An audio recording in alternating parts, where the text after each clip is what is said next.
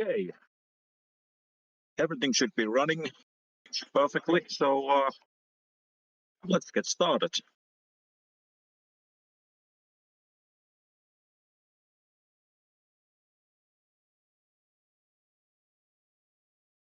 Just mute my stream so I don't get terrible echo. So welcome everyone to weekly community stream on AI Arena. Hopefully we get interesting games today, and hopefully there will be others joining in the chat, so we get proper conversation what's going on. First of all, I would like to check what's new. Is there any new bots in the arena or any updates? New bots. Nickbot Zerg has arrived, also Braxbot. Braxbot seems to be doing actually pretty good. There's some wins for it already.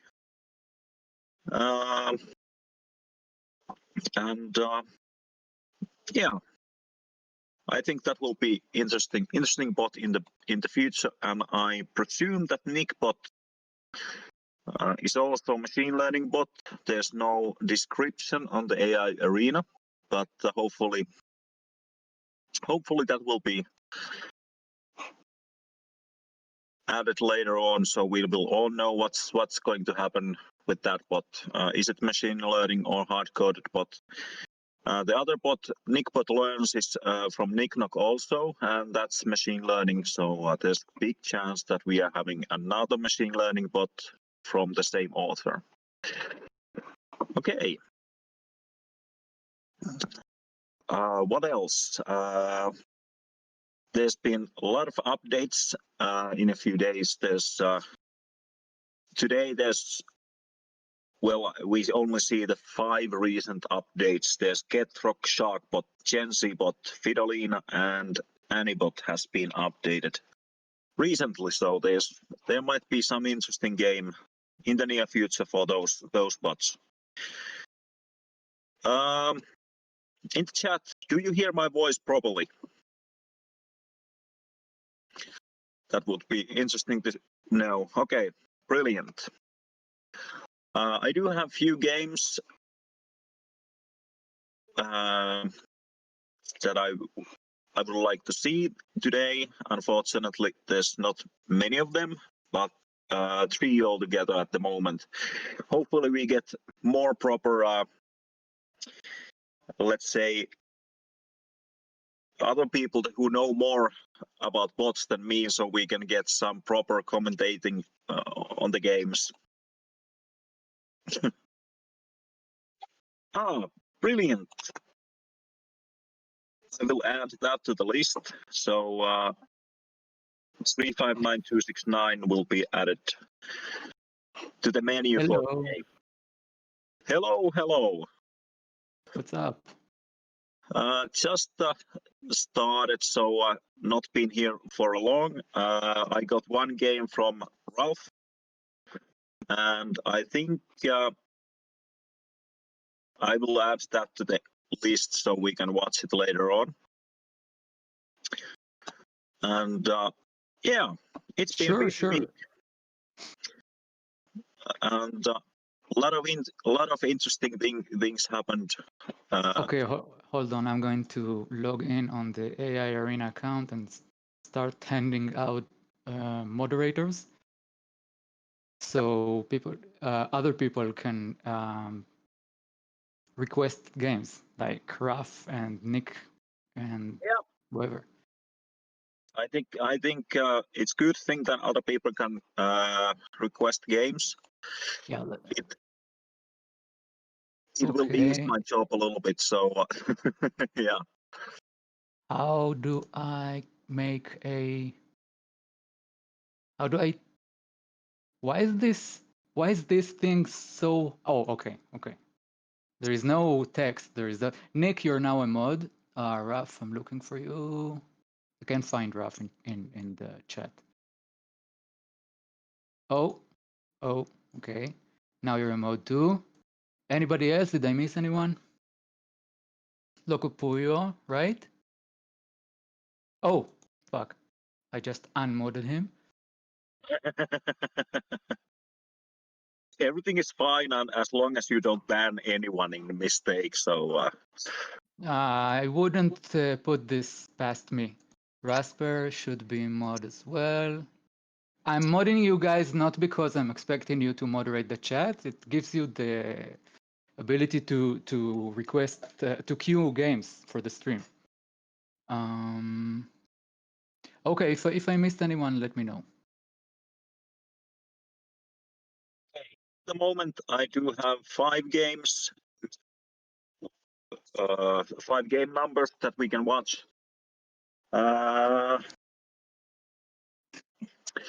What do you think? Should we start queuing up the games? I can do that here.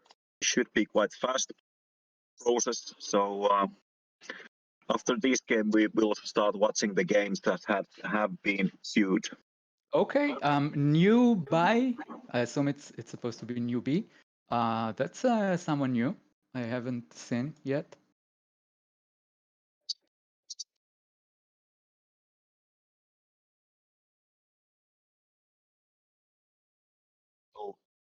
So shortly done. Just hang on with me. So that was 3rd, and then we have number 4. I should probably explain what I'm queuing up. So, but I will do that after I have done this. No, you can just queue up and you can explain each game when we get to it. It's no problem. That's a good plan. Newbie is also relatively new bot. It's first time I'm seeing this bot. Okay. I'm just checking. It's been around 16th of September. It has been created, and there hasn't been updates since. Oh, we have seen it. Yeah, it doesn't upgrade the command centers to orbitals. We talked about it. Like it's a. Yeah, I think that's the case. Yeah, it definitely should do that. That's a quite important feature on Terranbot. Yeah, but when you're just starting, you can't do everything. So No. I like the priorities here. Is first prioritizing like expanding and whatnot. You can add the orbital logic later. Yes, that's correct. Yeah, you cannot have a grandmaster level bot in an instant, so it will require some time to develop on the level that's By the way, decent. I'm back on my account, so I'm not a mod. I cannot request games. So Raf and Nick, you had games I saw earlier. The chat got wiped for me. You can queue them now with exclamation mark Q and the ID. Just Oh, how okay. I did it. Oh, okay. So I did add those games that they queued up earlier. So, but during the stream, please feel welcome to queue up the game, and let's just be careful that one of us only skips the game. So. I think you should be the manager for this. Okay, I will do this session, so we don't all skip the game. So after everybody skips one game, we are done with the queue already. Yeah. Okay, should we get started? I will skip this one and let's get started with the games that has been queued up. So the first game, this is Tyr versus Sprouch. I don't remember where this came from. Well, it doesn't matter. This should be interesting. It's again, what are the names? I'm sorry. Well, we'll see in a second, but Tyr versus Sprouch. Probably Oh yeah, pronouncing them wrong. Tyr. I will add them to the chat. Yeah. I heard you right. Tyr requested it, so it must be interesting because Tyr has a way to create interesting games. I agree with you. By the way, there is a slight echo from your microphone. I hear myself sometimes, not all the time. So it's better than Okay, I will adjust a little bit my microphone again. So hopefully get rid of that. I'm planning to buy some headset or something. It should be helping quite a bit of the echo. Yeah, headset just solves the problem because your microphone will not be exposed to any sound other than what you're speaking. Yeah. You still able to hear me? Yeah, I'm hearing you. Okay, brilliant. Let's try with this. Okay, I did not see who won this game, but you can place your bets, people. Now is the time.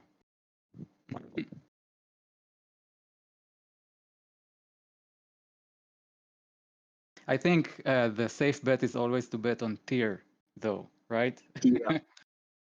Yeah, I think that's quite true, especially when there's chance for any shenanigans. Looks like Sprout is very prepared for shenanigans.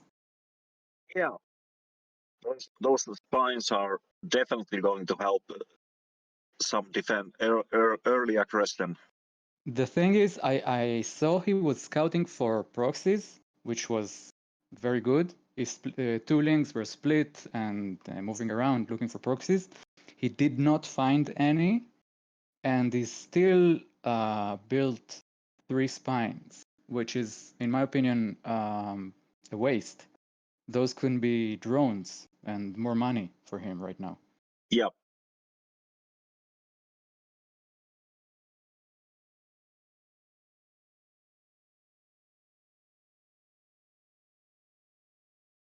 Fortunately, we don't have the production tab available at the moment, but it seems that Sprouts is relying heavily on links at the moment.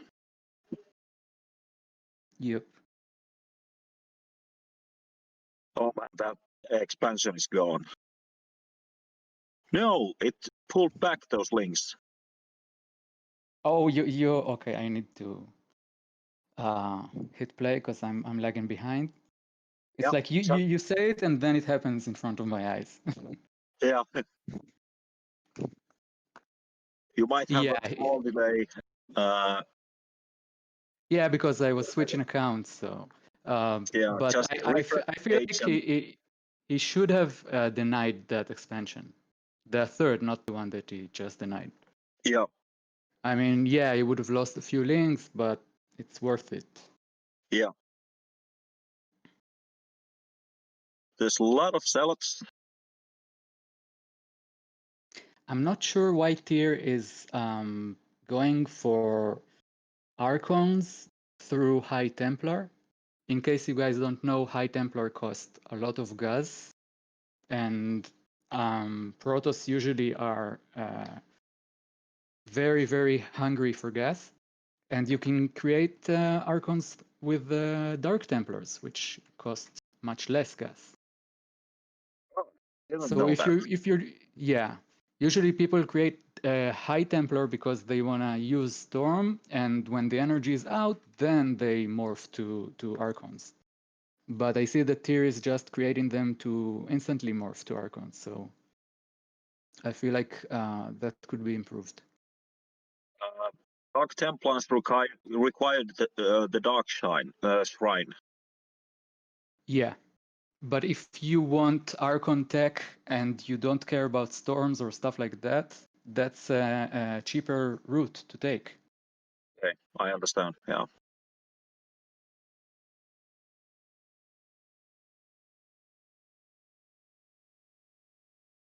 I think I don't those feel links like are quite effective. I don't know, man. This Protoss army has anti-links all over its face. Those Archons, the Zealots, I don't know. They are killing the. Yeah, when you look the losses tab, there's a lot of losses for the Sprouts. Those mutas are getting a lot of value, though. Yes, and there's no counter for them at the moment. There was one stalker, but that is not enough.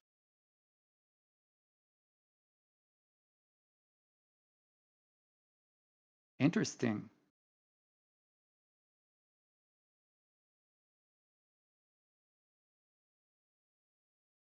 That base it's gone if there's no stalkers defending it.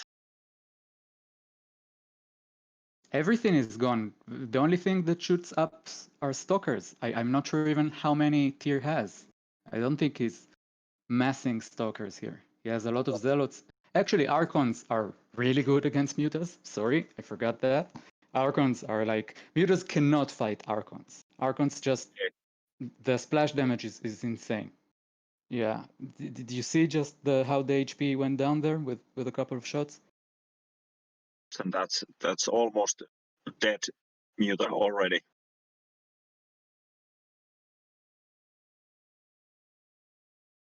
Yeah, that's a death ball marching on. I'm not sure Sprout has anything to defend, to hold that. Lings are not going to do it.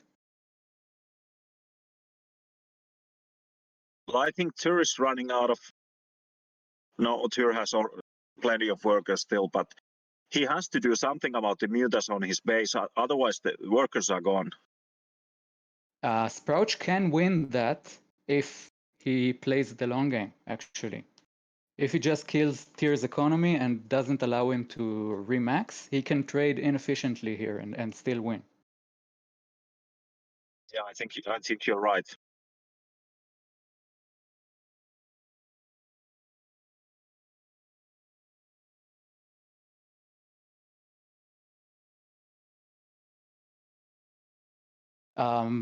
People are talking about changelings being identified by the API as enemy units, which I feel like is a bug, because the whole idea here is like a spy that you need to pay attention to, right?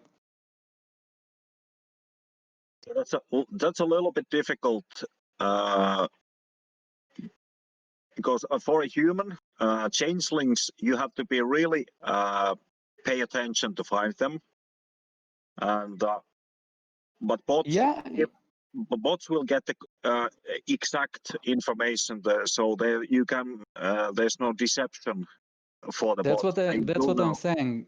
I feel like it shouldn't be like that. The bot should have some evaluation code to determine that those are changelings, not just the API telling them. That ruins the purpose of changelings as a scout feature for Zerg. Those units should be invisible for the enemy bot completely.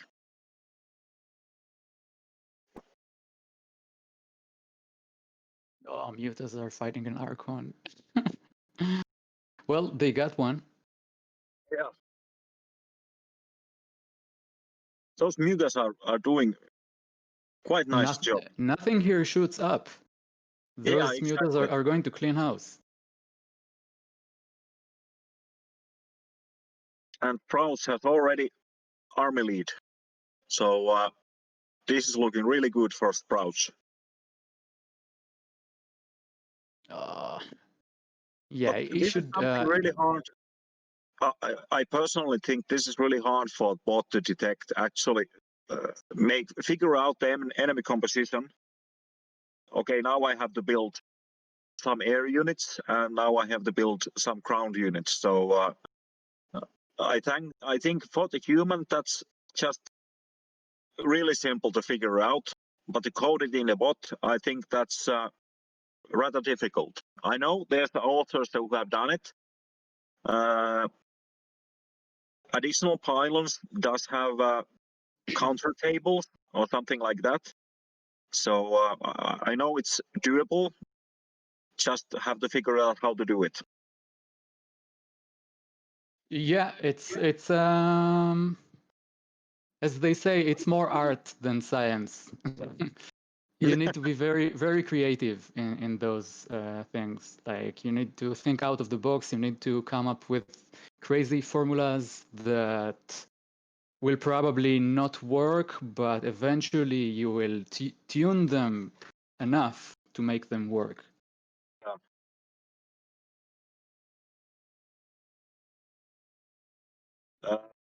Going back to the topic for the changelings, I think I hide the changelings from every other unit except Marines. They just shoot them on sight, so I just don't care about them.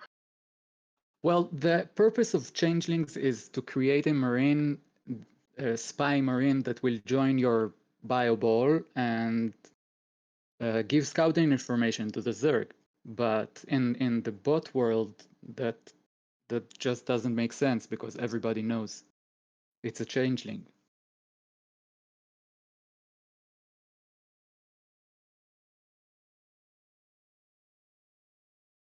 It would be beneficial if enemy wouldn't just see the changelings. Then it would make sense in a bot world also. So you don't have a chance to detect those units. Actually, when I think about it, bots are so.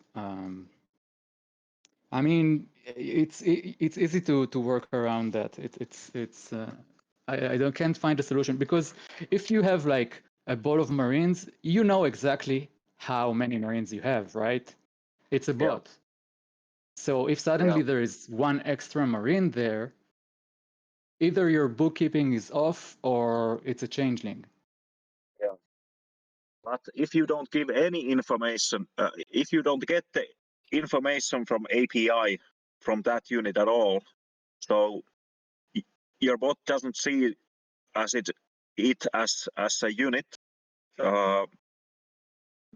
then it would make then it would work. I agree with what Raf says over there. I think this is just a nerf to Zerg, really, because this is a tool that is supposed to be available for Zergs for scouting, late game mostly, and bots just don't allow it to happen at all. Yeah. But like I said, if you have proper bookkeeping, if you have 10 Marines and next frame you have 11 Marines, but you didn't train any Marine, then probably one of them is a changeling, you know? Yeah. This game is Gen Z versus Nickbot learns. I think everybody knows already.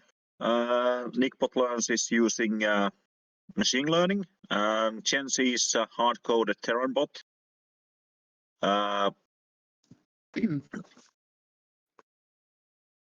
Yeah, in case for people just tuning in, we are following Nickbot's progress over the weeks.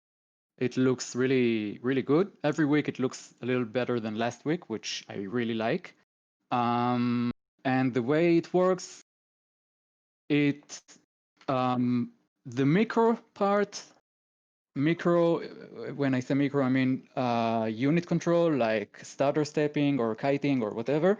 That's hard-coded, but the macro part, which building to build, what tech path to choose, and so on, that's purely the bot chooses based on I'm not sure, Nick, maybe you can tell us what algorithm exactly you use to converge on which choice is the best choice, which action is the best action, because there are many ways to do that.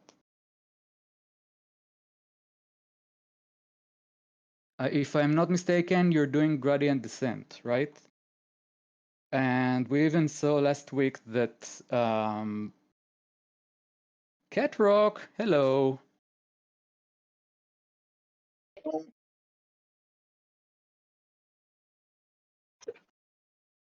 Yeah, and we even saw last week that your bot was converging on a local maximum, where it realized that making a bunch of Reapers works.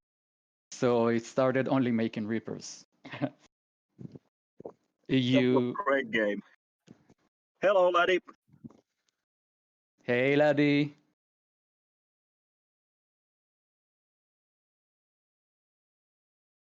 I'm not hearing anything from Ketrock. Is he trying to speak with us?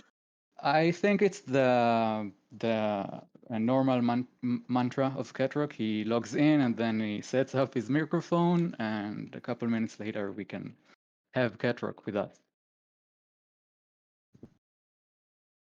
Not working? No. Yeah, working. Can you turn your microphone up though?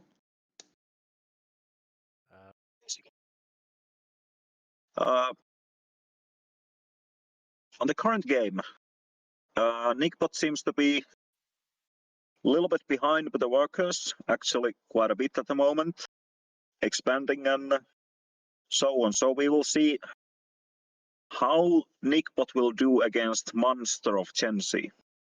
I think I saw in the chat during the past week when this game was submitted for the stream that someone said that Gen Z was bugged in this game. I'm not sure because so far Gen Z seems fine. It doesn't seem bugged to me. Yeah.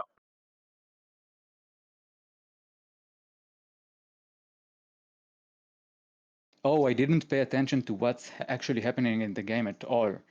Nickbot was denied his expansion. Gen Z was harassing. How's my volume now? A little better. If it's possible, please tune up your volume still. Yeah, the thing is, I can like turn your volume specifically for me, but you will still be heard very low on the stream. So it doesn't solve anything. Oh, so Gen Z was harassing with Hellions and Reapers and denying Nick's third. And like Raf said in the chat, you can see that the results are in because Nick is floating like 1K minerals because he was not able to spend those on anything. How about now? Yeah, much better. Much better. Okay, great. So, Ketrock, in case you guys don't know, Ketrock yesterday, I believe, streamed as well. Very interesting stream. He was playing around with Mass Raven. Yeah, he has a bot for a long time, and only now he's playing around with Mass Raven. If you know Ketrock, you would understand why this doesn't make sense. And I really enjoyed watching it, Ketrock. It was really nice. Yeah, I was inspired by that other bot Bomb we have on the Shaker. ladder. Yeah, Bomb Shaker, who's going Mass Raven. And I'm at the point now where my Raven kind of already knows how to do everything. I just never tried to mass it. So, yeah, I'll be working on that today. Yeah, you were assuming that bots will just macro perfectly against Ravens and you won't get any value. But I have a counter argument to that, by the way. You can use Ravens to mess up influence maps. You can put them on ramp, the turrets like on chokes, on paths, like force the enemy to go to a specific location that you want them to go. That you can do a lot of interesting things with Ravens, even if the bot knows how to avoid the turrets. You can use that. You can use the fact that the enemy bot is avoiding your turrets to push him to a position you want him to be in. Yeah. And it might also, I think it might also be like nukes, where nukes are so bad that no Terran uses them. And because no Terran uses them, they're not bad anymore because no one codes against it. I'm not a mod. Yeah, thank you, Nick. Thank you. Thank you. I'm the only one that's not a mod here. Laddie, maybe you can mod me, please. Okay, quick, Ketrick, you were saying? I'm sorry. I just saw the spam and my eyes turned red. Yeah, I think in like the bot world, nukes would be bad because the opponent bot immediately knows where the dot is and can move away from it. But because they're bad, no one uses nukes as Terran bots, and because no Terran bot uses nukes, I don't think many bots have a counter to them. So I have a I think it counter might be the same argument. thing with auto turrets, right? No one spams auto turrets, so no one's has any code to stay out of the range of auto turrets.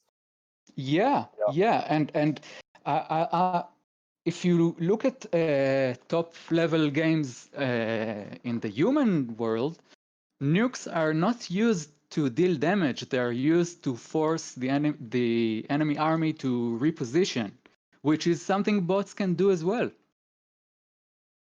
Yeah, it's also a really great late game tool, at least in the human world, because Oh, I'm modded. Thank you, laddie. because it's basically the only thing in the game that can do effective harass for only 2 supply.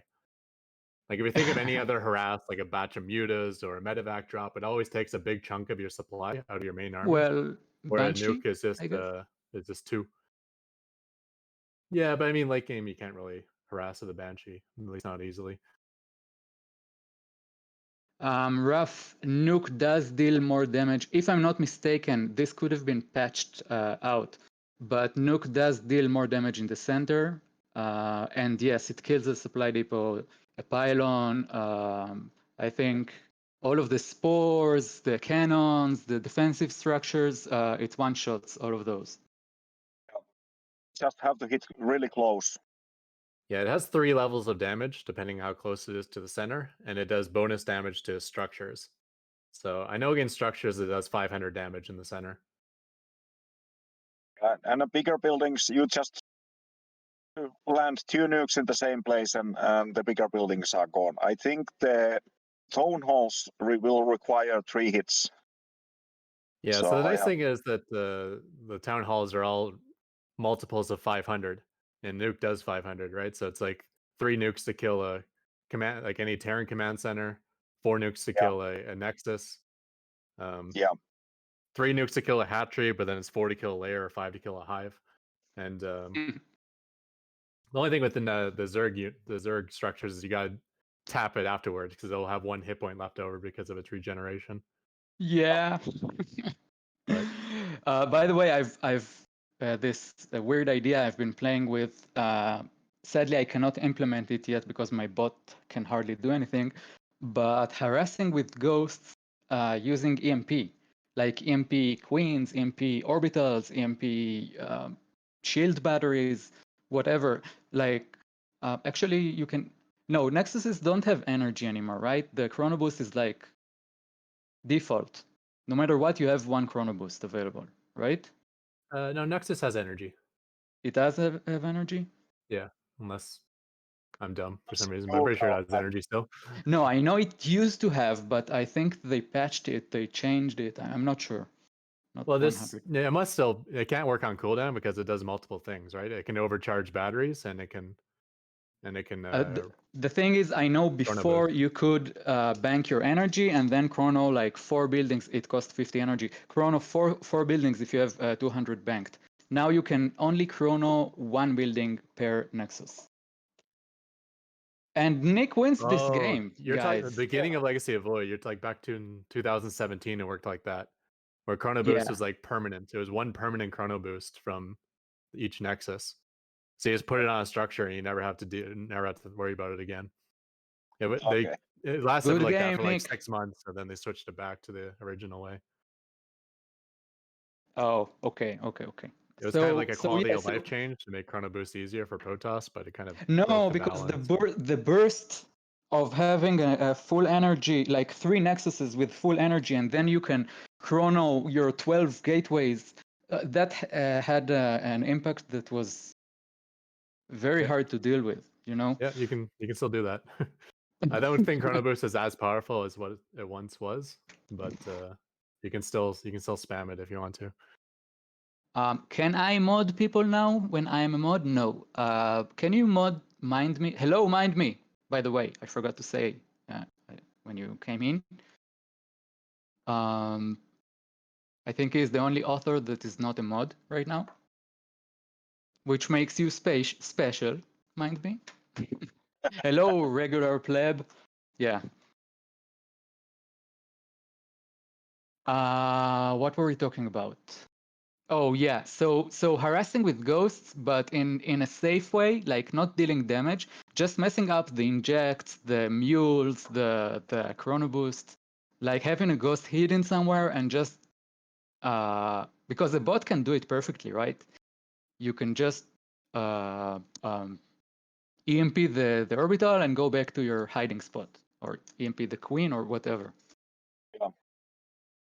Well, in the case of queen, I would just snipe it, but in other cases, EMP. I was thinking about EMP harass because it can give you a significant lead. Like TVT, if you take the energy out of your enemy's orbitals, you don't kill anything. You just deny him having mules and scans. That's a huge deal. That's a I lot. think. That's a lot. It's over 300 minerals every single time you EMP orbital command. Snipe doesn't kill a queen. Oh my god, I feel like the last time I played this game was ages ago. Because Snipe used to one-shot queens or any psionic units. So queens are left with a 5 HP after the snipe.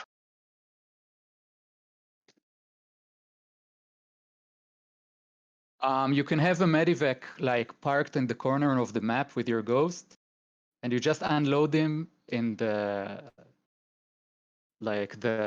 corner of the enemy's main, drop an EMP, maybe even kill a couple workers because why not, and go back into the medivac and park it back in the corner. Now I remember this game. Yeah, this should be rather interesting game at the end. So this is already interesting. Is containing you on one base. It's flying all the orbitals around and trying to find the landing spot. Unfortunately, I'm in 2 workers actually. So unfortunately, there's no chat messages, but Annie already decided that it has lost and GG'd already. And yeah. But Loco Puyo, yeah, that's what I'm saying. The fact that you're denying those tools from your enemy, he cannot scan, you limit his economy because he cannot drop mules. It opens so many options for you. Like your Banshee can just go in and go to town. You know, what can he do? He needs to make a Raven, but he has no mules. Like his economy is in shambles. You put him in a very awkward position. yeah, that's completely true. That will just require quite a bit of code, but I think that's possible to be done. Anyway, it's an idea I was playing around with, and when my bot will get on the ladder, it will definitely, I will try to make it work. I can't say that it will work, but I will try.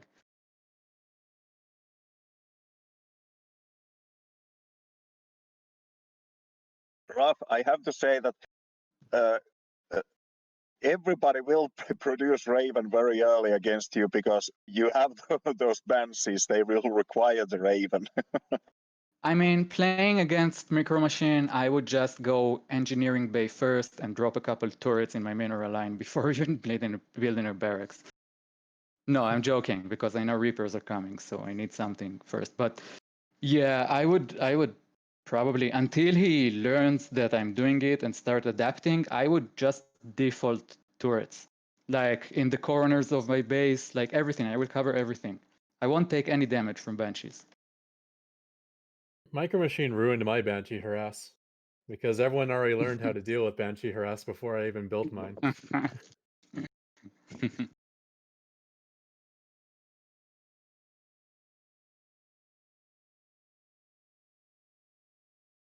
I mean, a template for me for a base usually has like one turret at least.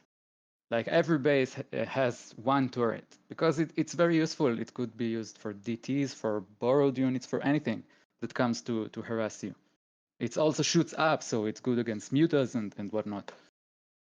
So just against Micro Machine, I would get it much sooner. And maybe more than one, maybe like 2 or 3. Just to be tucked in safely. Don't be too safe against Micro Machine.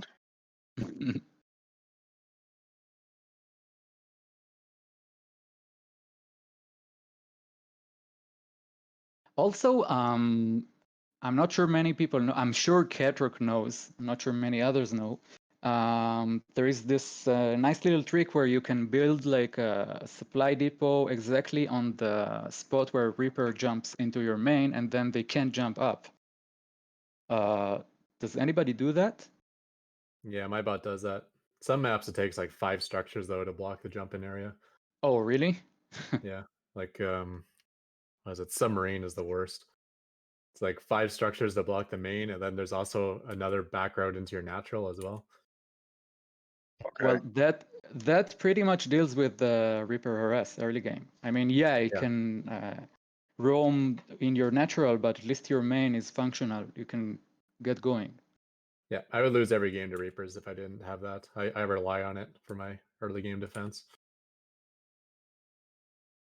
Just put a bunker in front of my natural, then block all the jump in areas. I mean, it's either that or you have to make Reapers yourself to match it, which it's not a route I normally like to take. You don't have many options early game other than that. I think you can detect those jump points. At least map analyzer should have that available. Yeah, and it's using Infi's library for that, by the way. SE2 pathlib. Yeah, Okay. it has not exactly like it doesn't have the points mapped out, but you can request a Reaper grid from the API, and you get a pathin array that accommodates Reapers, like that counts those jump spots as pathable, so you can path around. That's useful. Hello, Hey, Jancy. Jancy.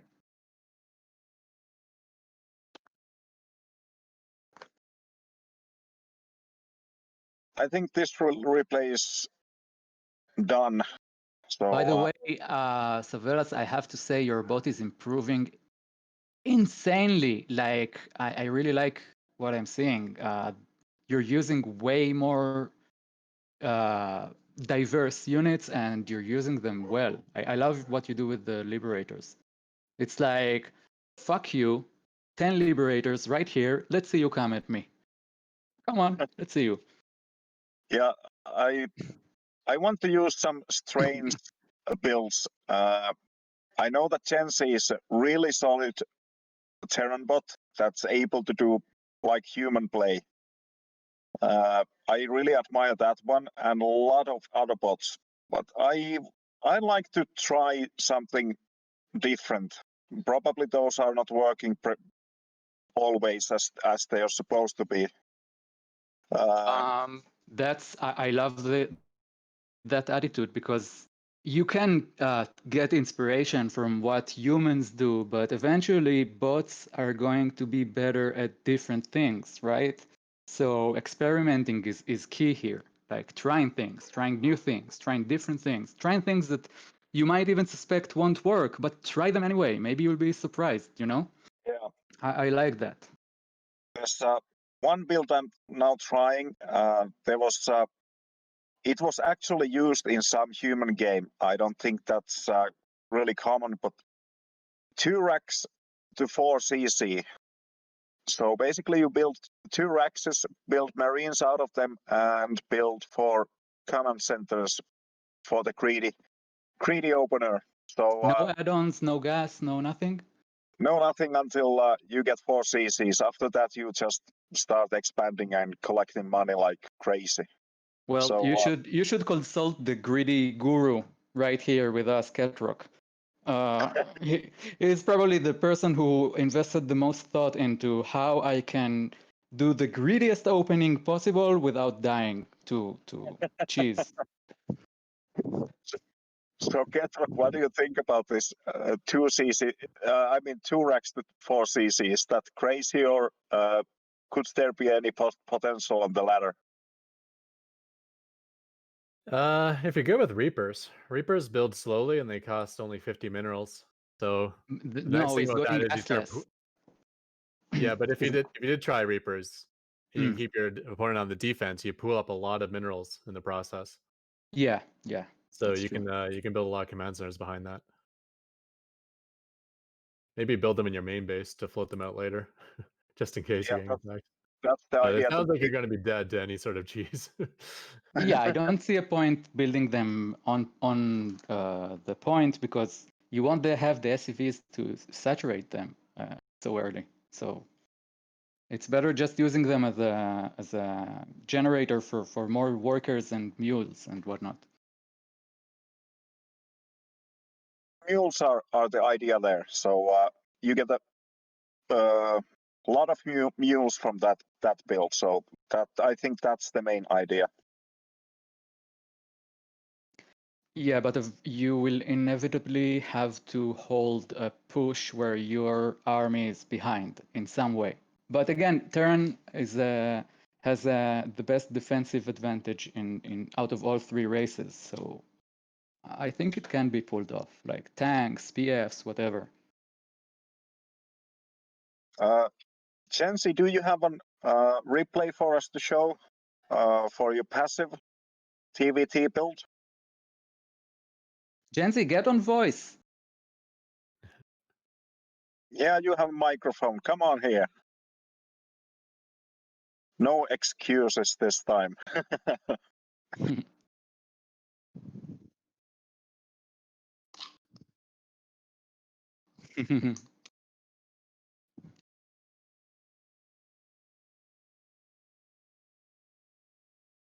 think we haven't seen Infi here in quite some time. I Yeah, hope he will join us also in the future.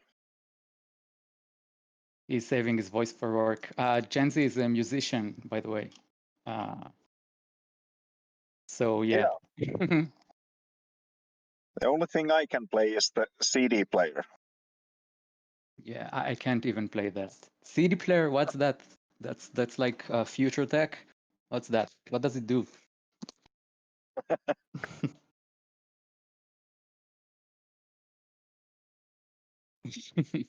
But in this game, Dan is already ahead of workers, and that's something against Micro Machine, and the army is quite even. Oh, I remember this game. Raf was talking about it in chat sometime in the past week, where he fucked up his Viking production, I think. Something like that. That's all I remember. Don't remember the details exactly.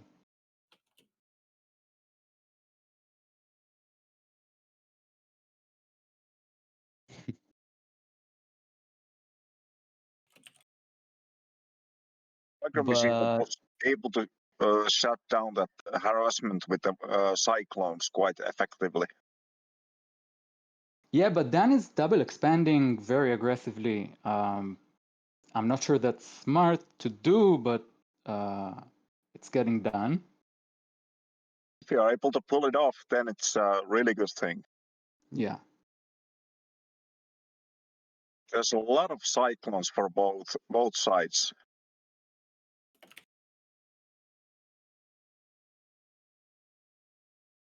Look at those. Disabling The Ravens Vikings. are doing really good job Yeah, with yeah. interference matrix. I think none of the bots that are active right now are taking advantage of the insane potential of spellcasters in each race, not only Ravens for Terran, but Infestors and High Templars and even what's that gate unit that casts spells? I forgot the name. Templar? No, gate unit, force field and all that. Sentry. Like, Sentry, exactly. Like you can add one sentry to your army and you get a free defense upgrade, right? I don't know why people don't do that with the whatever field defensive field thing. Yeah, the force field. I think. No, the guardian shield. Guardian shield. That's it. Thank you. I think there's bots who use it. And there's bots that even use hallucinations as meat shields. Oh yeah, yeah. Hallucinations definitely. Force fields is definitely a big task to make work well. But Yeah. some try, not just limited success.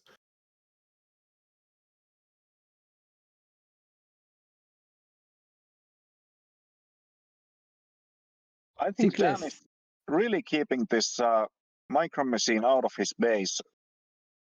Really good job. Yeah, that's really interesting that both of these bots don't have a harass squad, drop, whatever. They only focus on the main army in the middle. Like you can see so many vulnerable spots in both of those bots. Like you can send one medevac with a couple of Hellions to each of those exposed bases on both sides and get a lot of done. I think those Hellions are doing quite nice job on the micro machines. I don't know, is that the 5th or 6th base that we're watching at the moment? Able to clear out the SCVs quite effectively. Yeah. While the Cyclones are keeping the main army top of the ramp. Now I know why Raf was asking in chat about improving his Cyclone micro. Like he was asking, how do I know if a Cyclone has lock-on available? Yeah, you went apeshit with your Vikings. Yeah. I would at least, I don't know, lend them. I guess you want to hunt down those ravens, so. Those Ravens are essential because they are constantly using those matrices and taking out of those micro machine units out of the game one by one. Yeah, but I think the what Dan was going for is disabling the BCs, allowing the Cyclones to take them out. But what happens in practice is the Ravens are disabling Vikings, the Vikings walk away, wait a few seconds, and come back. Sorry, At least Cyclones don't need some any of the help killing BCs. They're already BC killing machines. time. That ramp is really saving Micro Machine there. Denying vision. It's so even game. Yeah. And both bots are like expanding, taking more economy. Yeah. I wish we does anybody has the team viewer open of the stream machine? No, Just I don't have. Nope. Okay. I want to see the production tab, but I have a feeling even if we go in and enable it, next game it won't be up. So I think that's a bug. Interesting to see they are both banking minerals. So they are not just throwing away their army. They are really defensive. I mean, really good keeping alive those units, and they are not running out of minerals. They are actually able to bank them at this situation. Looking at the bottom, you can see that units lost is quite even. Upgrades are in favor of Micro Machine by just a little bit. And Dan is leading on tech, which is expected because he's using Ravens.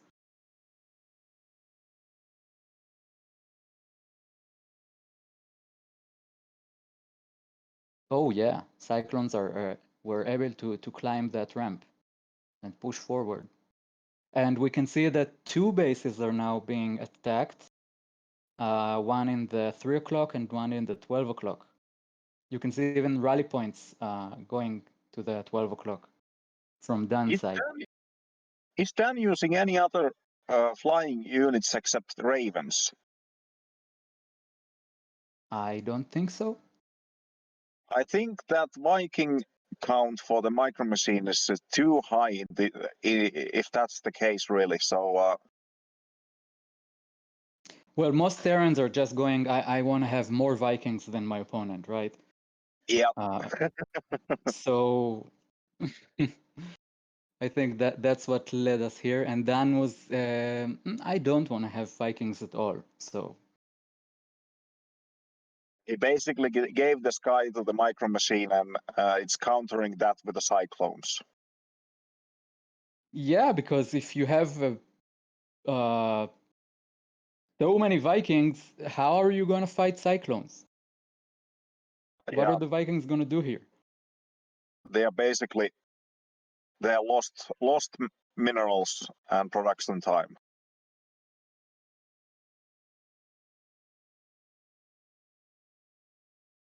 Nice. Like Raf is saying that already on the chat that he has already fixed this issues. He's only producing amount of Vikings that is required by the enemy army to counter that. Those are the kind of decisions that I think many authors were not exposed to until lately, because those are late game decisions. Like, is my opponent tech switching? What tech do I need to handle his composition? Stuff like that. Which before was just like, I'm going for this build, then we'll see who wins. Can be a little dangerous doing it that way because sometimes you don't know what their Viking count is at. I've had that issue with Tempest before where I try to have just enough Vikings to deal with the Tempests. But then my bot thinks he has 2 Tempests, but he really has 8. And all of a sudden I get surprised by too many Tempests that I can't handle. Yeah, you need... And PvT is similar where winning the Viking battle is so important that you want to err on the side of caution, I think. Evidently not so important. Yeah, well, not against Mass Cyclone, but typically. Yeah, you need you need to have your scouting on point to make that work. You need to know what's going on with the enemy to make that work, to adapt yourself. Like I know Genzi, for instance, when he's behind on Viking count, he keeps his Vikings way back, like in his main base, until he gets the Viking count he wants. So then he brings them into the fight. So something like that could trick a bot. Yeah. And late game Terran has free scans. I mean, if you build your late game correctly, you will have a few extra orbitals, and you will have enough scans to I guess coding the scans to try to find the Tempests that are hiding in some corner or whatever.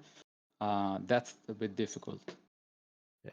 Well, they're usually not hiding, but they might be outside of the vision range that you normally have. Yeah, late game scouting, I guess, is like probably something no one's really considered much, but it could be more valuable as bot games go to late game more often. Yeah, you have to adapt. If you know what your opponent is going for, you can counter it. It's that simple. Which brings us back to the changeling thing, which hurts Zerg late game scouting. Even though Zerg has so many scouting tools at their disposal, like if they're playing correctly, the half of the map should be already covered in creep, and they should have overlords ready to suicide into bases to get a look at what's going on. So they can actually scout stuff. Yeah, actually for bots, I think Zerg has a pretty easy time for late game scouting, just because of creep. Like for a human, changelings are such a pain in the butt. It requires so many actions. But for a bot, you can just always be like spitting out changelings across the map. Yeah. And a lot of bots don't even just ignore changelings. I wonder if you can like body block with changelings. You can like put them on a choke. Yeah, you could do that. Probably scrub some bots. If the bots don't kill them, they can't go through, right? That would be funny. Mules. Yeah. Mules, I already saw Nathanias does this, and I intend to try to teach my bot to do that as well.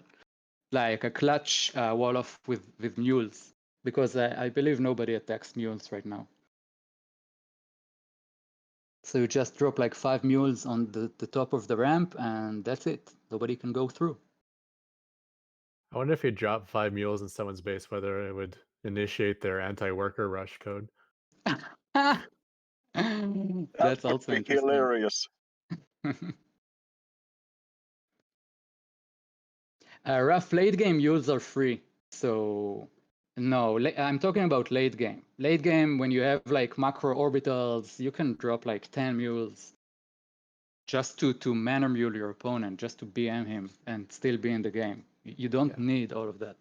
Basically, once you get a mineral bank, mules aren't that important anymore. Yeah, you need to save scans. Scans are always important, but if you have enough macro orbitals, you can do that with the mules. You can spam mules like to block stuff. If it's a real late attrition game too, it's not a terrible strategy to spam all your mules in your opponent's expansions. And take their minerals, even if the Yeah. mules won't make it back home. Yeah, I agree. Yeah. Definitely agree. Yeah, they steal 30 minerals, and if they make it back home, that's another 30. And if not, you just denied that from your opponent, which is also nice. And sometimes they might have siege tanks nearby and start blowing up their own SCVs when they're trying to kill the mules. Yeah. That would be hilarious. Just drop the mules on enemy units and let him he bombard his own units. Well, man, that's I was true. That's doing very that. legitimate, and that's something I bet Nobot is. Like, we're I talking was about sort of doing that memes, in but I bet dropping mules around siege tanks is actually a legit strat we could use. yeah, I was doing that in Bronze League, so it worked Oh, then. really? Yeah, I was like scanning, and then I see he has like 4 siege tanks and a bio ball. I would drop a mule in the middle of his bio ball, and all of the tanks would auto attack that mule instantly, and you would just lose half of his army. Oh man. I have to try that one. Yeah, And it should be easy to code also. yeah, Just get the point where you want to drop the mule and drop it there. Yeah. It's just finding the point is the important part. Because it needs to be somewhere in range of a siege tank, but also somewhere that won't get immediately gunned down by Marines and Marauders. yeah. Yeah. It's gotta be Well, somewhere. the mule, I think the mule lands on the ground before any damage can be done to it. So the siege tanks will get their shot off. No, not always. Not always? Okay. The pod is unattackable by anything, but once the mule pops out, it can be gunned down before the siege tank fires. Hmm. So you can't drop it in like a bunch of bio and expect to get damage. But That's dropping it in an SCV line would definitely work. Dropping it on another tank. Because sometimes there's usually where there's one tank, there'll be other tanks. Yeah, and they're spaced out so they can attack each other. So yeah, dropping on one tank will result in. Yeah, there are many ways to deal with that, but you can also exploit how people deal with that. Like, okay, I forced him to unsiege. I'm referring to Merc comment in the chat. Okay, you can do that. You force him to unsiege, and then your army rushes in, right? Yeah. Then you can dive on him. So either way, you're forcing a reaction that you can use to your advantage, in some way. Man, that's smart. I'm gonna look into that actually. I can add that to my bot pretty easily. I got a big macro orbital farm near the end of the game. If you manage to get it working, I want to see that next week. Dropping the mules on enemies. Well, who could I use it against? I mean, Micro Machine I won't survive long enough. Micro Machine doesn't Probably have not tanks. Strelak, I don't even think uses tanks. So it'd be like Yeah, you need someone that uses tanks. Genzi or Dan the Man. Yeah. Who did Spiny beat in Probots last season? He beat That did Micro fit in the Machine. first round. Oh, Very in the early first. on, he played a tank pushing bot. It was just tanks and Marines. Spood, maybe? Yeah. I think that's it. I have to comment this ongoing game. Look at the creep spread from the Queen bot. That's a lot of creep. Yeah, that's just. I put my bot back on the ladder and it lost to Queen bot. So Queen bot. And I know it's just Queenbot supposed is, to be some like basic proof of concept, but yeah, actually kicked my Queenbot bot's doesn't butt. even it doesn't even try to end the game. It's not looking for expansions. It will just get there eventually when the creep gets there, right? So, yeah. I didn't see how I lost. Maybe I bugged out, but still. Oh, we have 2 Zergs here, so it's really hard to tell which queens are belong to who. Yeah. Also, who owns what creep? Not that it matters, but you know.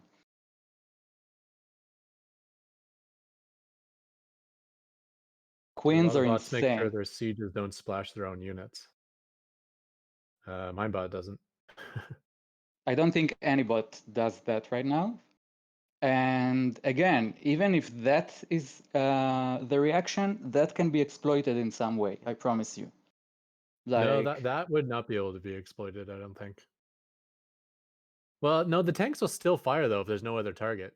Even if you're not telling the tank to shoot the you can tell the tank to mule, hold if there's fire. no other I target, think. it's still going to shoot the mule. You can't force it to hold fire? I think you can. No. No? The only thing that does that is the ghost. The ghost can hold fire. I think the H button, I will assert this later. The H button works on all of the units. On the Ghost, it's in the user interface to show you that you can walk in cloaked and not reveal yourself. But yeah, the H button only holds position, so it keeps it from moving. It won't keep you from firing. For the ghost, it's holding the fire. For Yeah, other Ghost units, has a very special command. It's the only unit that can do this. I do that with my anti-armor missile.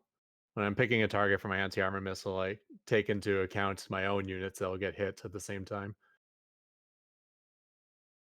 yeah, there was this. It was a few years ago where Bomber did this innovative play where he.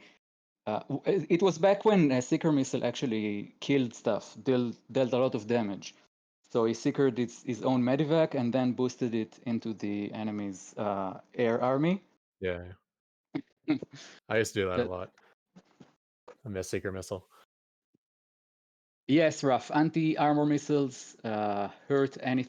No, actually, no. If you, Ketrok, you probably know this better than I do. If you accidentally hit with an anti-armor missile on your units, it will affect your own units also. Yeah. But if you hit like enemy units and your units are in splash range, will it affect them? Yeah. Yes. Okay. It'll affect everything. It'll affect a critter if it hits it. Yeah. I used to have I targeted the closest enemy unit, and most of the time I just anti-armored all my marines. And now I'm checking that there's no my own units nearby when I'm launching the anti-armor missile. So you definitely can anti-armor your own units. It's a targeting unit. It's a click. It's not a skill shot, Raf. You just target someone and the Seeker is going to hit. It used to be a skill shot. It got changed so many times along the way. It got reworked so many times. Now, Seeker, you always target a unit. No, it used to be a skill shot. Ground. No. Oh, really? You can't Seeker ground units? No. That's why you'd Seeker your own unit and run it in like Bomber did, because that was the only way to like shoot somewhere where there's not an enemy unit. Damn, I didn't know that. So many things have changed. Talking about trying to keep your own units from shooting, it reminded me of Boxer back in Brood War. He basically cheated in a tournament, but it wasn't against the rules at the time, so it was fine. What he did was he had a whole bunch of spider mines on the ground, which are like widow mines. And in Brood War, you can ally with anyone in the game. So he allied with his opponent, so all of his units wouldn't shoot his opponent, and waited for his opponent to walk over all of his spider mines, and then he unallied, and the spider mines blew up all the dragoons. After that tournament, they made a new rule that you're not allowed to do that anymore. Oh my god, what a genius. Yeah, it's not cheating if the rules accommodate it. Whoever wrote the rules should have been smarter, you know? Oh, I think lurkers are another unit that you can turn off the auto attack with. I was Because Yeah. the just lurkers in looking Brood at the- War, if you hold position them, they don't shoot, and I think they made it work the same way in StarCraft 2. So I think you can do hold position lurkers, and they won't shoot until you want them to. I would really like to know how many creep tumors are on the map at the moment. I Just think tell me about it. more than 10. I think more than 10. Soon there'll be more creep tumors than open ground. Yeah. Looks like Nickbot is going to win this game. It really does. It really does. Oh, is this another machine learning build order bot, but for a different race? Oh yeah, Nick, tell us about your Zerg bot, your newborn Zerg bot.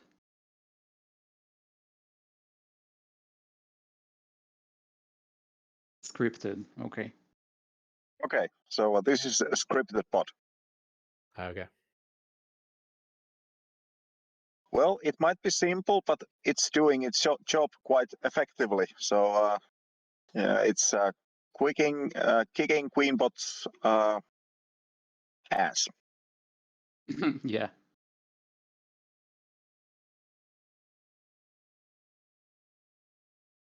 Interesting composition. You like have a little of everything here. Actually, no links, I think. I thought I saw links, but now I don't think I see. It's really, really simple too. This might be like the battle of the two bots with the least lines of code. Yeah. That would be Okay, guys. interesting, as long as you can't rely on worker rush. Yeah, that's true. I think we can skip this. Nick is obviously going to win. Queenbot is on 15 supply. So I will skip the game. And the next one, what do we have on menu? I will double check. GG. Well done, Nick.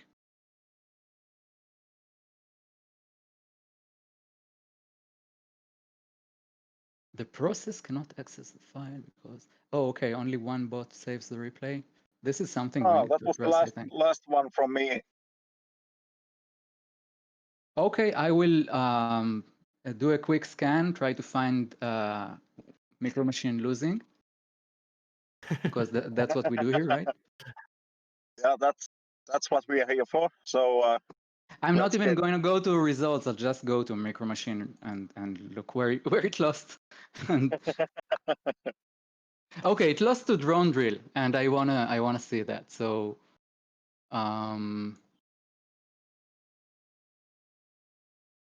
let's see Q.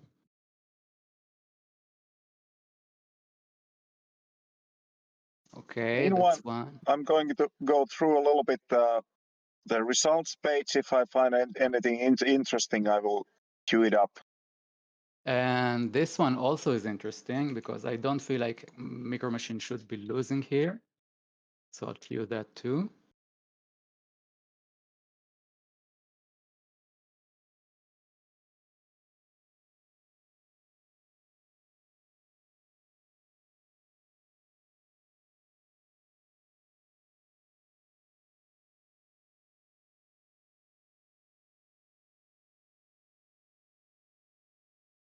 Okay, and one more that's interesting to me.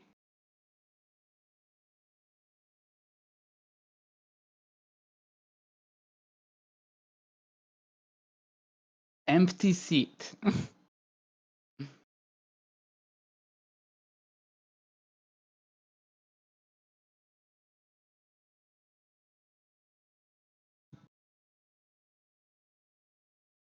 Hey, Spood. Good to have you here, mate. Hello. Welcome. Do you have any interesting replays for us? No, I'm a bit.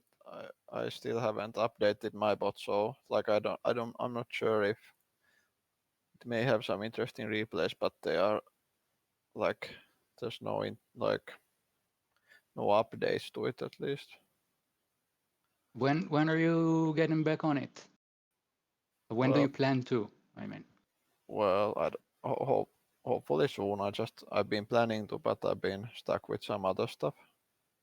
yeah, I hear you. I know. Really unfortunate that we have real lives we have to live.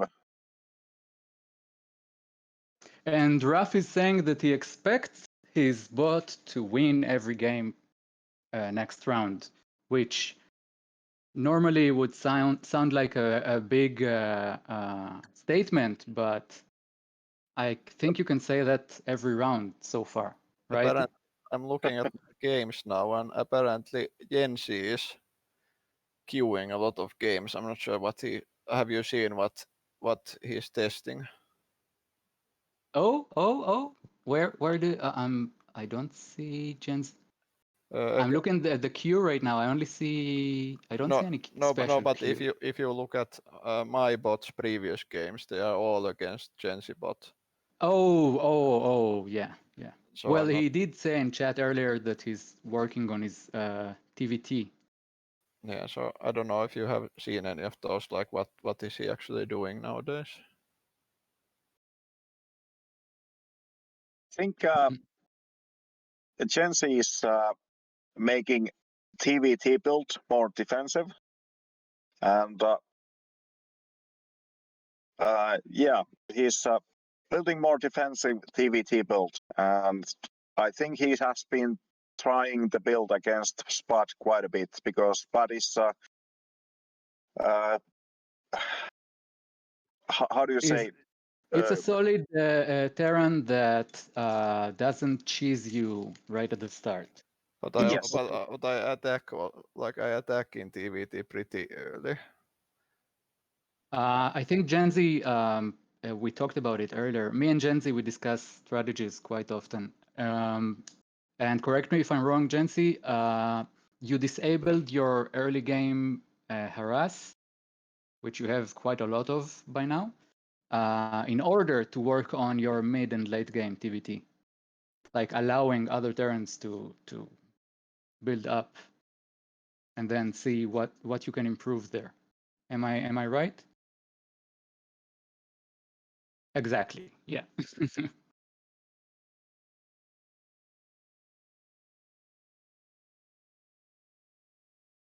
So yeah, so Spud is like a nice candidate for that.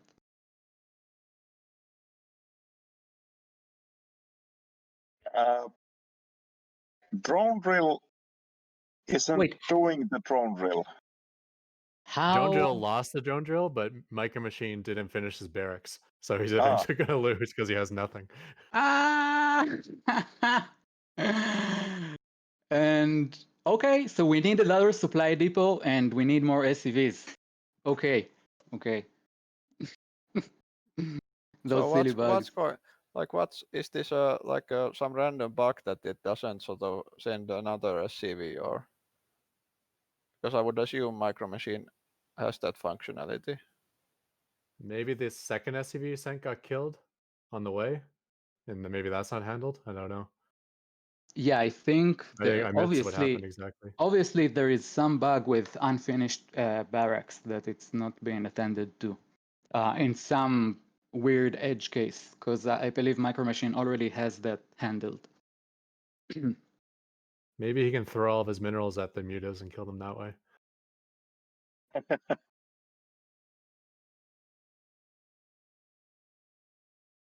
Well, it's pretty. Yeah, go ahead. No, go ahead. I think we were going to say the same thing. This game is pretty much. I was just saying that it's pretty interesting that every time I look at these games, there's like this sort of thing happens that the bot sort of just doesn't spend anything because it gets stuck or something. Like it happened. Like there's it's quite funny how it happens. Like in various cases that there's some sort of bottleneck that like it happens very rarely and you don't realize that it's a problem, and then it happens and the bot just doesn't build anything. Yeah, but I'm 100% sure that Micro Machine already has code to handle that scenario, which brings me to think. Yeah, but he probably has. But just now, like, there's some reason in this particular game, but Exactly, it's a weird edge case that just got it.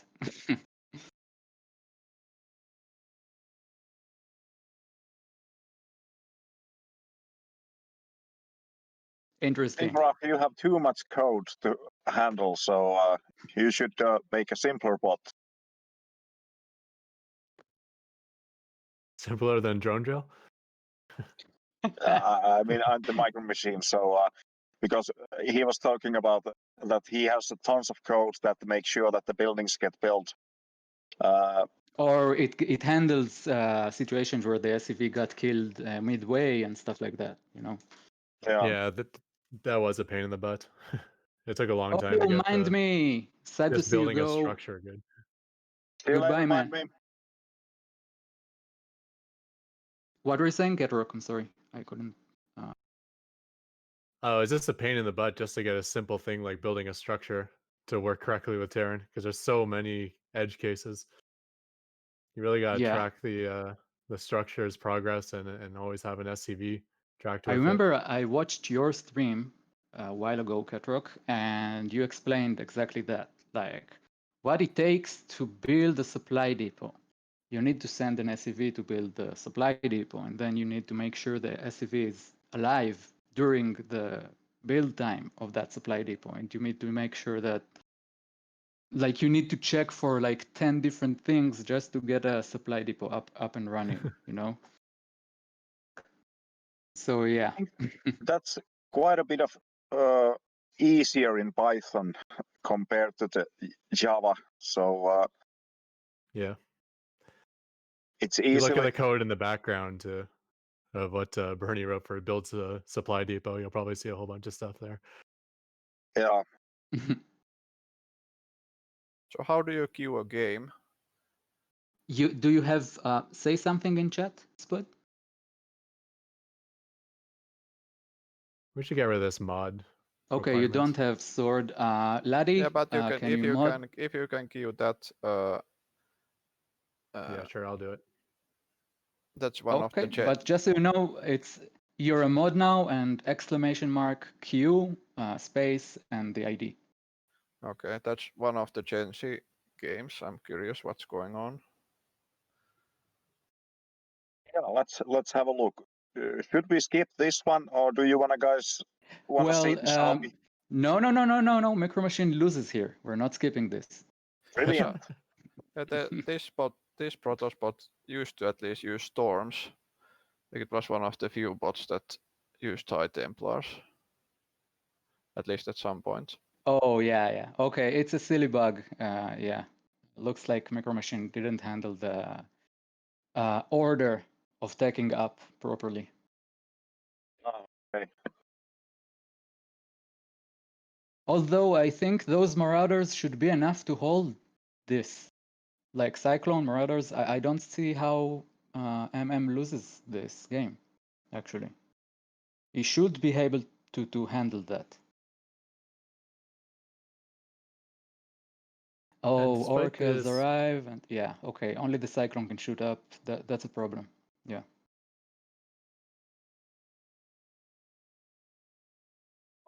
That's a lot of stalkers. They can actually do quite a bit of damage. Yeah. And yeah, this is a real problem. One Cyclone is just not going to do it. Offensive Cyclones are so strong, though. The fact that you always have vision because all your structures are granting you vision makes them so powerful. Well, I think you need, I'm talking to Raf right now, I think in those situations, I'm not sure, do you pull workers as a defensive measure ever, or only in worker rush cases? Because I think you, sorry, go Getrock. Yeah, it definitely makes sense to pull workers, but you only want to pull workers with your army. Yeah, and with only those if it 4 makes Marauders. sense. I mean, when the 10 stalkers walked in, I think he can hold that if he pulls SCVs to soak damage for the Marauders. He had like 4 Marauders and 1 Cyclone, right? If the I would SCVs suggest can in wrap... general for bot makers never to pull workers, because unless you Mm. have a really good logic for it, it's almost always a bad thing. Pulling workers after your army's already dead is useless. Yeah, well, Pulling workers for a fight the you couldn't possibly win is useless. All it's doing is preventing you from building more units. But if you can Yeah. identify a fight that you're going to lose, unless you pull workers, then you'll win, which Micro Machine might be able to do because he has that combat simulator built in. Then that's a Also, good time to pull. if you identify that you're being 4-gated, which is exactly what happened this game, Sharpie PvP Easy was on 1 base, 4 gates, and just stalkers, sending them to the front. You just you have 4 Marauders and a Cyclone, right? Those are your resources right now. So 2 bunkers at the top of your ramp on the main, I think, and you hold this. You lift your natural back to your... It's easy to say, hard to code, right? But that's what I would do as a human in that situation. I would lift my natural, drop a couple bunkers on the top of my ramp, and continue from there.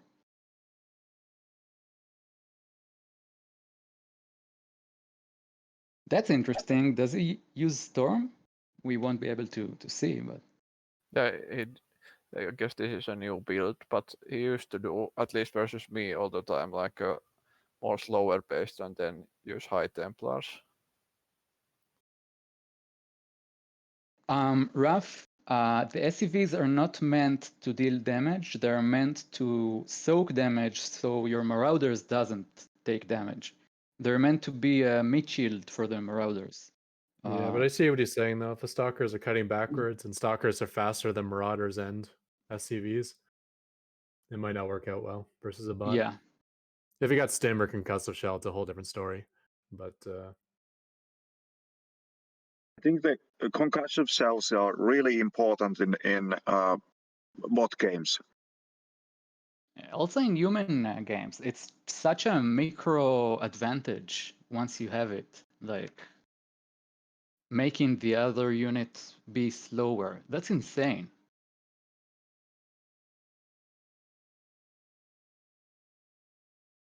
You can disengage very easily like that, and of course nobody can kite you when you have Is this the concussive shells. correct game?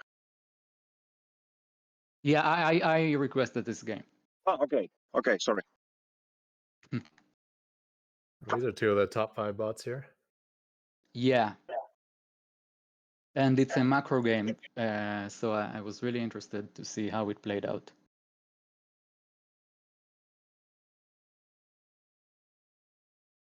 So far, everything looks standard. Straylock. I like what I'm seeing here is for a very long time, it was just proxying and doing micro intensive builds, but looks like now he's going for macro, which is interesting and opens like so many options later on. He was always one of the best micro bots. He just only ever like spanned 1 unit though, so it never got too high. Now he has a more diverse strategy. That's his extreme micros, making them look like Micro Machine almost. Yeah. I think he in maybe not in all of the units, but in Reapers, for example, he is matching Micro Machine on Micro. Reapers, Cyclones. Even just like the basic stuff like Marines are pretty good. Also Marines, as you can see. I like that small bio ball just going in and trying to get something done.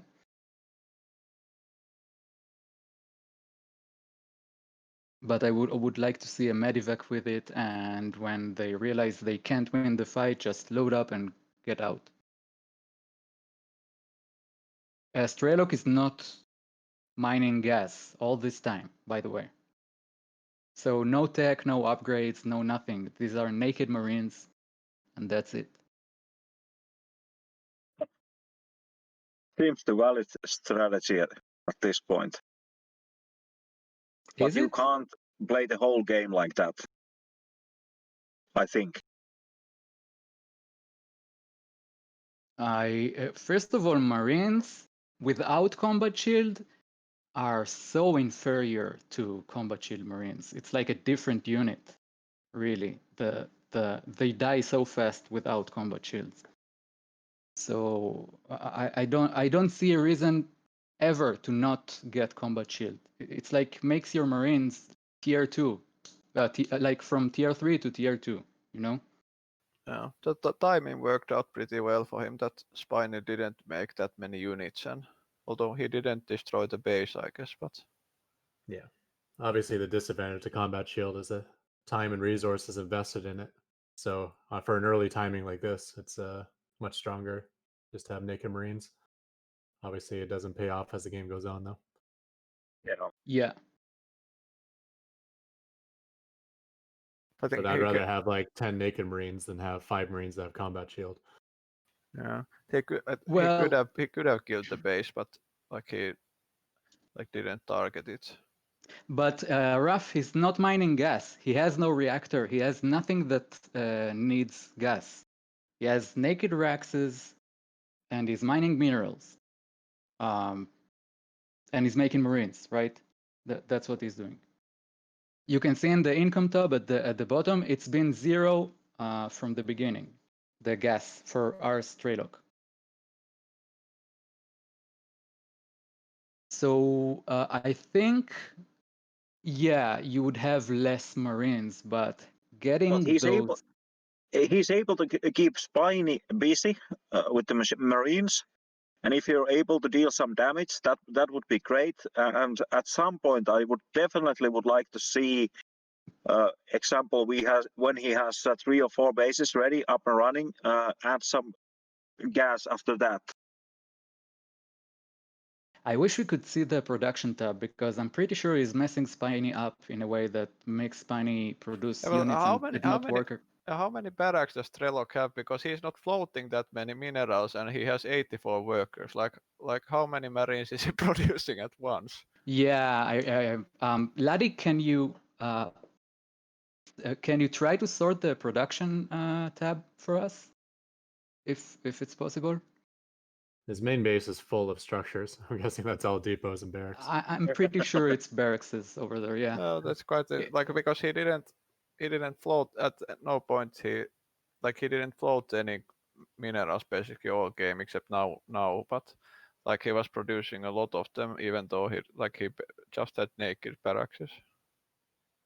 By the way, this is legit. I mean, just not in the late game, because Spiny, and I'm saying this knowing that I don't want to spoil. Well, I'm going to spoil the game for you. Strelok wins this game.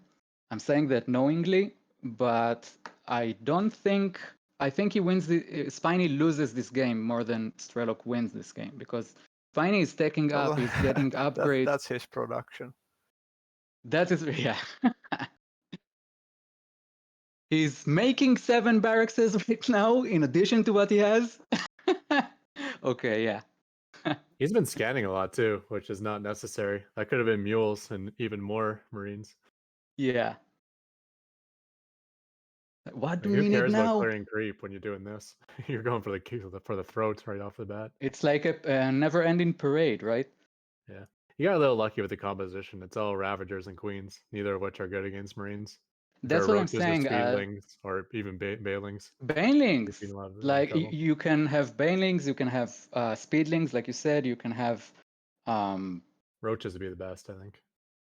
Well, Spiny was making roaches, and it did work for a while, but I think it is trying to take up now.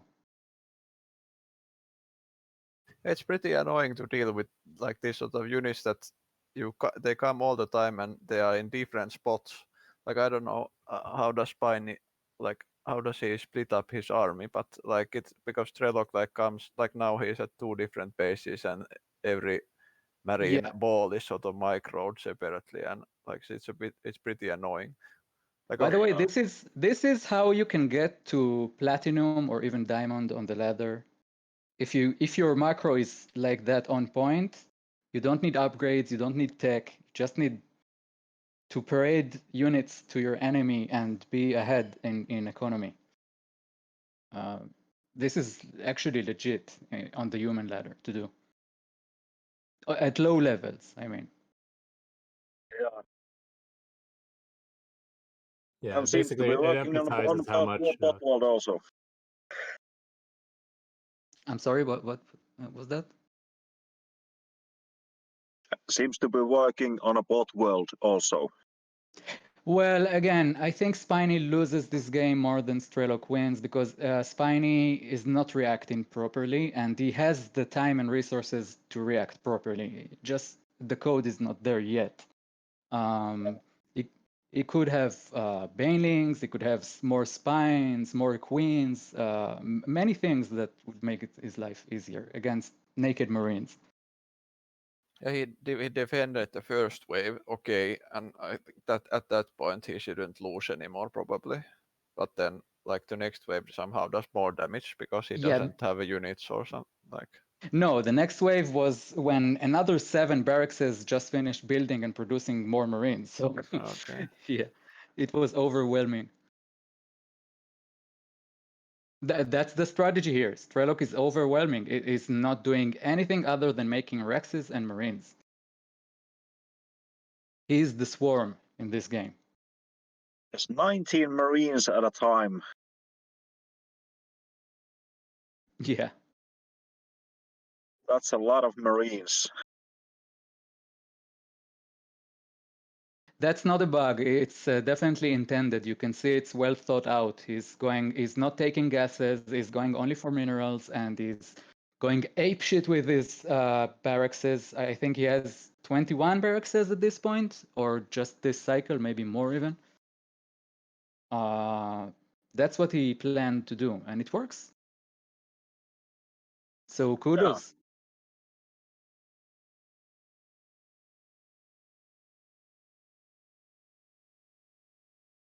And yeah, Spiny doesn't even have defensive structures at this point, which I feel like he should have had way earlier.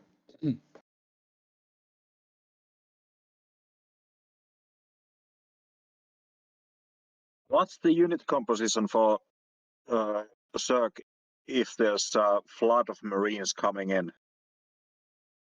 What's on the human ladder? It's Ling Bang early game, because humans don't split perfectly against banelings, but I'm not sure banelings are that effective in the bot world. You could do baneling landmines though, which is something I think nobody explored yet. You can put them like on the ramp, like a couple banelings, wait for the ball of Marines to walk up, and then bam, everything is gone.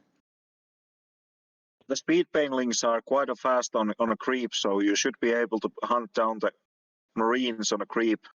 The target fire is too perfect. The Marines just target fire the closest baneling, and the banelings can't reach. Okay, even on a creep.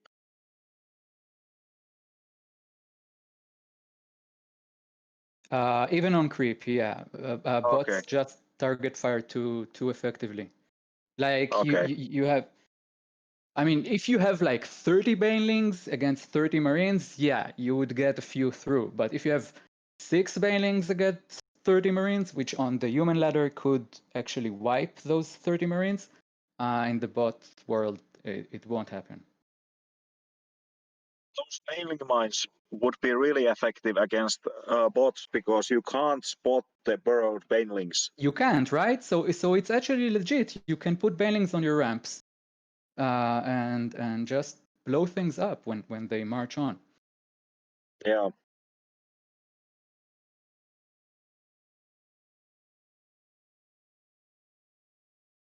Again, this is just going to force a chain of reactions, right? Because then the Terran will start scanning the ramps before marching in, and then the Zerg will come up with new adaptation to make life harder for the Terran, and so on. I think this will be the last game for me tonight. After this, I will leave. But let's have a look what Gen Z is up to now.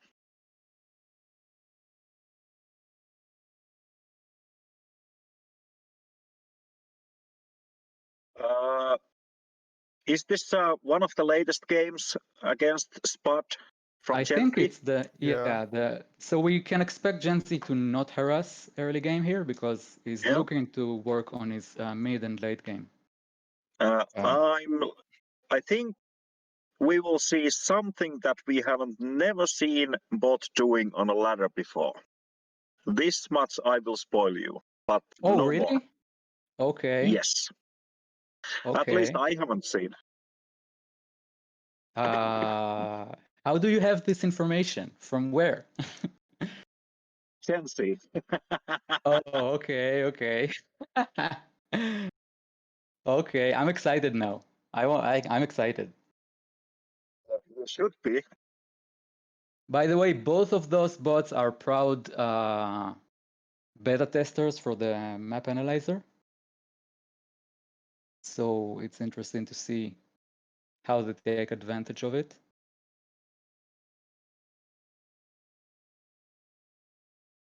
But Genji has some harass now still. Yeah, he's harassing. Genzi, you lied to us. Actually, it was just a scout. It's not like the Helion drop or Mine drop that's aiming to wipe up your entire mineral line. It's a couple of Reapers trying to get a look in your main. But there was a Helion too. Oh, there was? Yeah. Interesting. They just walk in and die. Okay. I guess that's one way to not harass your opponent, but I would rather keep them defensive.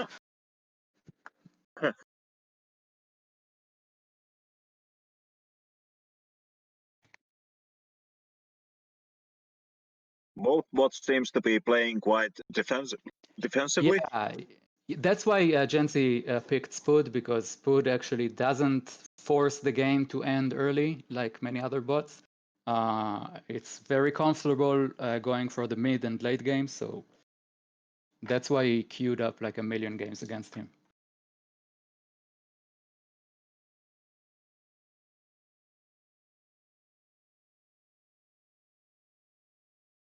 Oh, it's so nice to have the production tab. I missed you, production tab. It's really great to have. You can actually get some idea what's going on. Yeah. You can see Spud is just finished theme and is going for a timing push, which, by the way, Spud, I would time it to be at the ramp, to be standing with my army on his ramp exactly as the steam finishes. Yeah, it's sort of, I think I should leave like when it's like 0.7 or 0.6 the steam, but then I think I also want one. I think the Medivac was a bit delayed this time. Let's see what's. Yeah, the third base isn't down again. Like, because like you see, I'm sort of trying to go and kill the third, but there's no third, and then I get baited into fighting, and then this happens. Yeah. Genzi was way too prepared for that. Yeah, the third is in. Like, he had it ready in the building now. He had it ready in the main, I guess. Oh, sensor tower. Yeah. Oh my god, does that thing exist? It still does, yeah. And actually, it's very useful, guys, because you don't need to spend scans to know where your enemy's army is. The sensor tower just reveals it for you. Sure, you don't know. And when you have the map analyzer, you are able to extract quite a bit of information from the red dots, where they are going, where your army should be. I think Genzi is on the right track with the sensor tower. Yeah, that's very innovative, Genzi. I'm proud of you, man. nice thinking out of the box here. You know what's even simpler than that no bot uses? Is the Zelnaga towers. Yeah, I've never seen a bot put a unit at a Zelnaga tower. It gives you so much vision. I think Genzi does. Genzi is using those also. Is he? Okay, that's cool. Not this game, I guess, but on some map I've seen him like have a unit in sensor tower. I have to say, when I just joined this community and I was like looking at bots, Genzi was the bot that stood up to me, because his bot was playing very similar to how I was playing as a human. You can't see that in this game, but used to send Marines to different spots on the map. Not expansion spots, but like routes that army move through usually. So he has Marines there, and then he has heads up when he's being attacked and stuff like that. He puts a lot of emphasis on scouting and intel, which is, I think, the best thing you can do in this game. Yeah. And I really love the idea that he's just sending one Marine to die on enemy main force and have a look what's going on there. Like now, No, there's Marine coming yeah, in, it exactly. will get killed, and it already got the information it was looking for. You see Ravens, you see tanks, you see Medivacs, you see 2 Vikings. You just save the scan. A Marine Yeah. died, but you save the scan. Yeah, definitely. Yeah, it's a great way to update your This- list of enemy units. This doesn't Yeah. look so good for me. The pathing is going straight into the tanks. Or let's see. Yes, but I think your bot struggles with realizing that there are a shitload of siege tanks right here, and you cannot walk in. It's a no man's land, right? With high ground and a can- choke point. Oh my god. Yeah, you Oh, cannot. Oh, actually, this is one of the rare cases that the retreat code sort of jumps in. That you like so many Marines die at once that my bot actually retreats. Yeah, you lost all your Marines before the retreat triggered. So Yeah. But at least I didn't lose the higher tech units. the high tech units, yeah, that's the most important. If you can keep the tanks and medivacs alive, you're still in the game. The Marines are the easiest to replace, definitely. You actually have a retreat code. No, but it's like the only time I retreat is exactly that like a bunch of units die at once. So then like that's a case like where I run up to tanks or maybe a storm or something. Otherwise I don't Yeah. retreat. Okay. By the way, it was hard to recognize, but the siege position Gen Z took there was covering 2 different chokes. Like he put his army in a position that covered also the choke to the bottom, the bottom left, like, and the choke that Spud actually walked through and But I threw wonder away. why is his army now up top? I wonder like was he bottom because he has the sensor tower top so he would have time to go there, or why was he like bottom? There is a sensor tower bottom too. So Oh yeah, actually, now. Yeah. Genzi, can you tell us why your army suddenly unsieged and went up? Because I also didn't see any viable reason. Oh, it's attacking. I think it's the harass or attack or whatever is going on in Spud's top base. Those are the how do you call it? Suicide Marine Squad hitting it in the top. Oh yeah, he sends them in to kill workers. Yeah. I do really love those quarrel Marines going and searching for the free SCV kills. It's effective, man. It's really effective. And you're trading minerals for workers where your army is big enough so you can afford to. Oh, okay. He needed to clear an expansion and yeah, okay. Still have this issue that most boats have. No, the armies ran past each other. Base trade. That's funny. Okay, base trade time. His army is part of his army is coming back and part is staying. Or what's going on?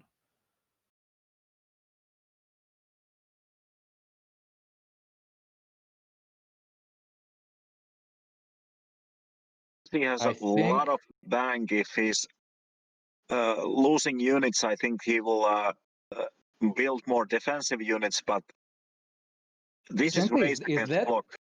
is that intentional that you attacked 3 bases at the same time, or it just like somehow happened?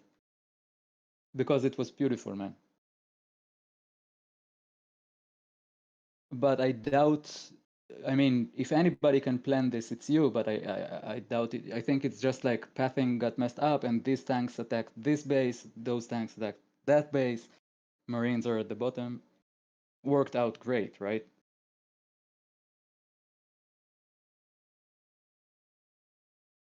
Base trade is still going on. Like Spood's army is very much alive and attacking.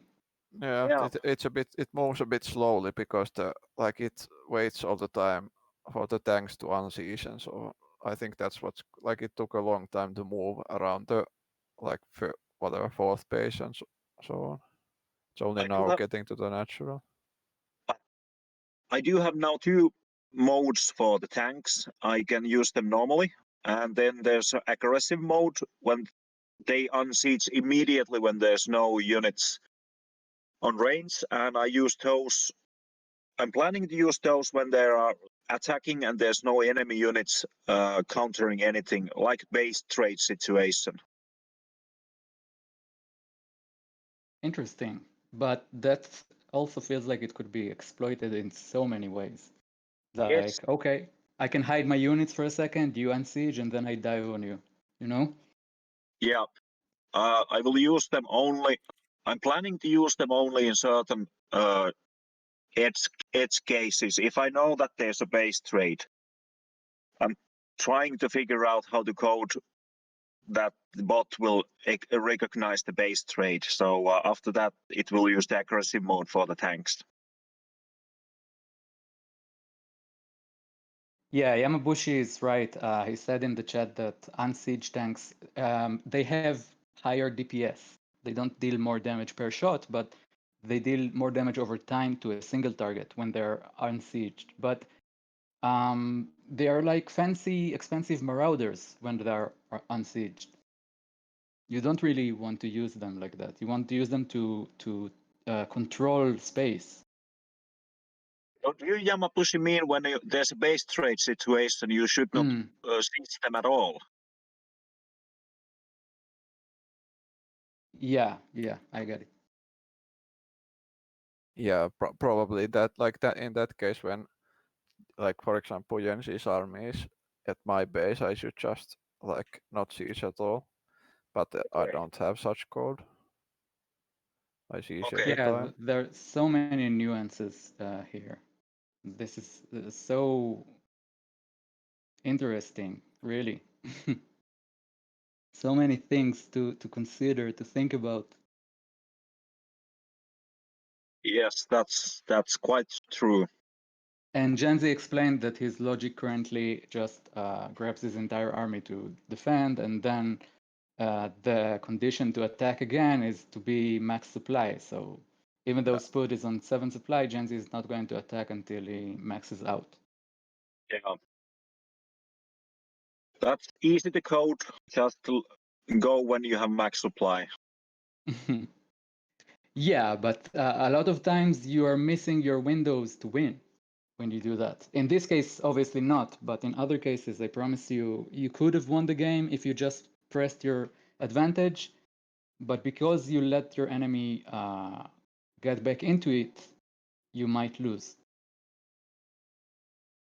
But the code that it's quite difficult.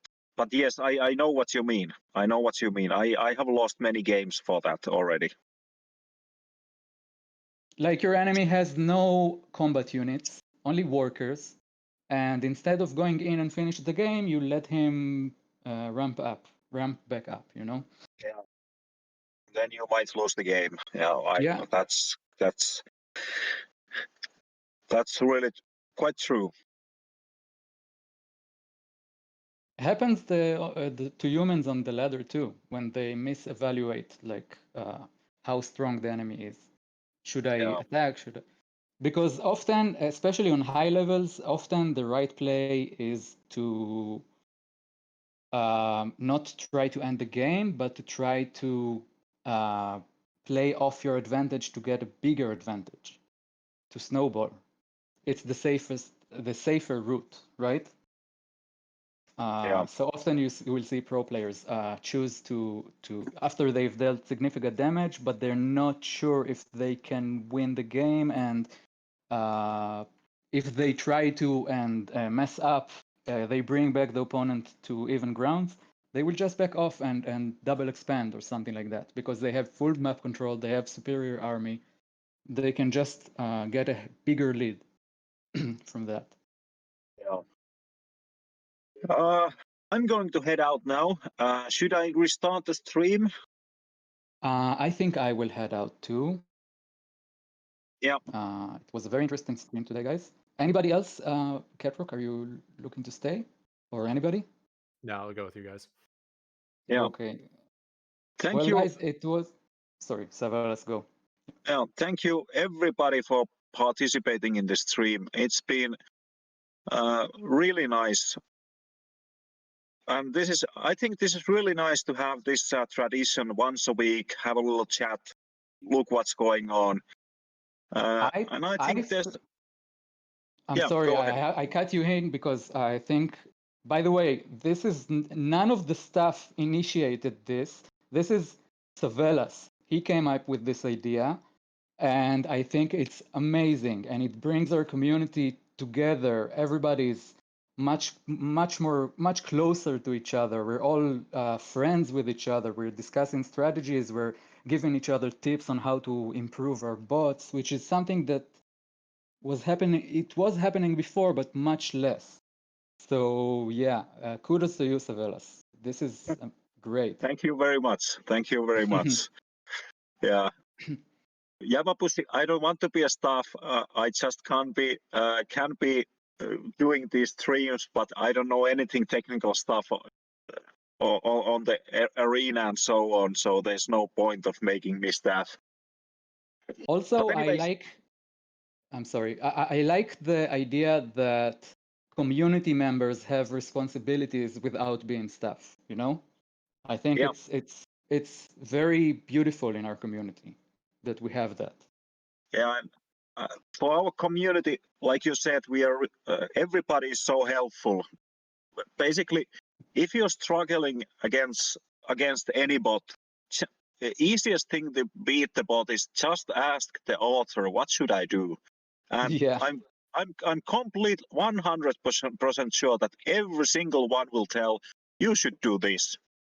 So they are not holding the information back if you are just asking how to do some things. So I think that's one of the main things I really love bot making and AI arena and everything, because the people and are so SE2AI friendly. as well. Yeah. I want to give a shout out to SE2AI as well. Yes. It's essentially Unfortunately, sorry, go ahead. Crypt wasn't able to participate this night, but I think he will be next in the next stream also. Yeah, it's okay. It's written down. He owes us one. Don't worry. We will charge. Yeah. But okay. Okay, guys. I will restart the stream and I will be heading out. Thank you. I think see Laddie you. is on it. So Okay. good night, will do it. Savelas. Okay. Good night, See you. everybody. Good night. Hey, Bye guys. bye. Bye, guys. See ya.